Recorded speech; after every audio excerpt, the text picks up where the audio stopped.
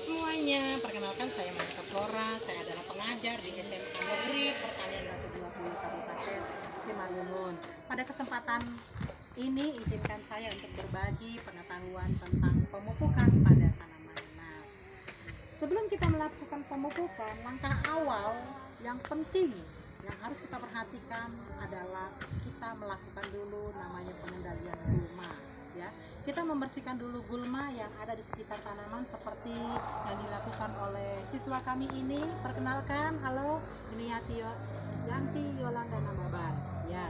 Dia melakukan pembersihan gulma yang ada di sekitar tanaman, ya.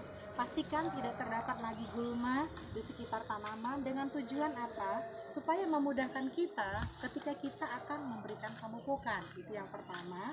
Kemudian tujuan yang kedua adalah dengan kita melakukan pengendalian gulma, membersihkan gulma yang ada di sekitarnya, maka pupuk yang kita berikan itu hanya akan diserap oleh tanaman.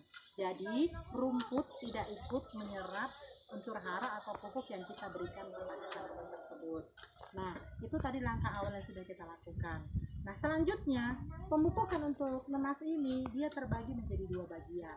Pertama, ada yang disebut dengan pupuk dasar dan kemudian ada yang disebut dengan pupuk susulan, ya.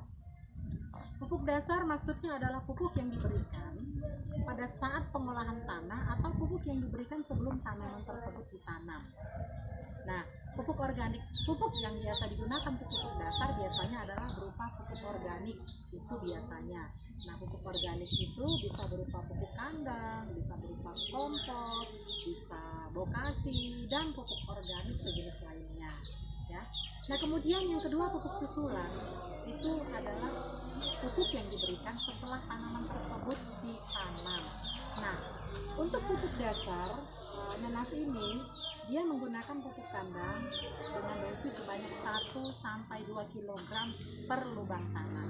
Sekali lagi, pupuk kandang diberikan sebagai pupuk dasar diberikan sebelum tanaman ditanam dengan dosis 1-2 kg per lubang tanam.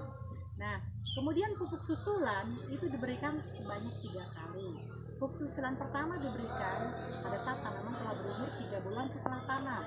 Pupuk susulan yang kedua setelah tanaman berumur 6 bulan. Dan pupuk susulan yang ketiga setelah tanaman berumur 10 bulan setelah tanam. Nah, saya akan mempraktekkan bagaimana cara melakukan pemupukan yang pertama, susulan pertama pada saat tanaman berumur 3 bulan. Untuk pupuk susulan pertama itu pada saat tanaman berumur 3 bulan dia memerlukan unsur nitrogen, fosfat dan kalium, yaitu kita memberikan urea 5 gram, SP 362 gram dan KCl sebanyak 3 gram. Nah, pada kesempatan ini saya akan melakukan pemupukan dengan menggunakan pupuk NPK, ya. Nah, NPK Mutiara ini dia memiliki kandungan nitrogen, fosfat dan kalium yang sama, yaitu perbandingan 15 berbanding 15. Nah, sementara kebutuhannya akan nitrogen itu lebih tinggi daripada fosfat dan kaliumnya, sehingga perlu adanya penambahan pupuk urea. Nah, ini dia sudah disiapkan ini pupuk ureanya untuk ditambahkan, dan ini dia pupuk NPK Mutiara 15-15-15-nya. Nah, ini dia saya akan melakukan pemupukan. Mana cangkirnya tadi? Tetapi dosis pemberian pupuk ini bukan merupakan dosis yang baku. Ini hanya merupakan dosis rekomendasi. Tadi dikatakan urea 5 gram, SP 2 gram dan KCl 3 gram. Nah, untuk dosis pemupukan yang kita lakukan, dipraktekkan itu tentu saja disesuaikan dengan kondisi tanahnya, kesuburan tanahnya atau pertumbuhan tanaman. Nah, di sini mengingat kondisi tanah yang kurang subur dan pertumbuhan tanaman yang kurang subur juga, maka kami memberikan pemupukan tadi dengan menggunakan NPK sebanyak 1 sendok makan dan kemudian urea tadi sebanyak 1 sendok makan, ya. 1 sendok makan itu berkisar 15-20 gram, ya.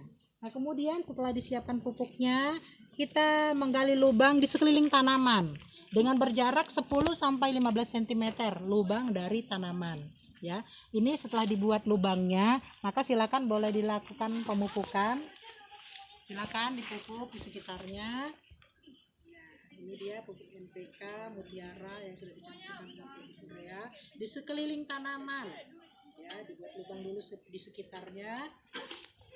Nah, setelah selesai ditutup, tujuannya supaya pupuknya tidak menguap karena tadi ada urea. Urea itu sifatnya dia mudah tercuci dan mudah menguap, ya. Dilakukan penutupan, tutup pupuknya tadi. Nah, setelah itu sebaiknya dilakukan penyiraman. Kita melakukan penyiraman. Apa tujuan penyiraman? Kita tahu bahwa untuk terurainya pupuk, untuk supaya pupuk tersebut siap untuk diserap tanaman, maka dia memerlukan air, ya. Sebabnya dia disiram. Setelah melakukan pemupukan, kita lakukan penyiraman. Tadi tujuannya adalah supaya memudahkan tanaman di dalam melakukan penyerapan daripada unsur-unsur hara tersebut. Oke, demikian yang bisa saya sampaikan. Semoga apa yang saya bagikan ini bermanfaat bagi kita semua. Jangan lupa like dan subscribe-nya. Terima kasih. Salam petani.